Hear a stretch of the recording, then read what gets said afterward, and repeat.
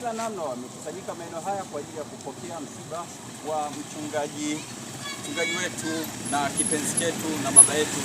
Naona bodaboda zimepanga kabisa kwa ajili ya kupokea msiba huu mzito kabisa, na wanasindikiza huu msiba wa mchungaji Mgaya. Bodaboda hao wanaingia namna hiyo, lakini nyuma yangu pia kuna magari kwa ajili ya kusindikiza msiba huu mzito kabisa, msiba wa mchungaji Patrick Mgaya almaarufu kama mchungaji Pengo. Namna hiyo unajionea hayo magari yanapoingia kwa ajili ya kwenda kuuaga mwili wa kipenzi chetu Patrick Mgaya.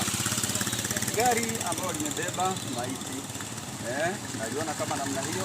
Gari hizo ambazo zimeongozana namna hiyo ni kwa ajili tu ya kuonesha mapenzi mema aliyokuwa nayo baba yetu Patrick Mgaya. Ndio maana watu wamekusanyika namna hiyo, wanaingia kwa wingi, gari zinaingia namna hiyo kama ambavyo unajionea hapo nyuma yangu.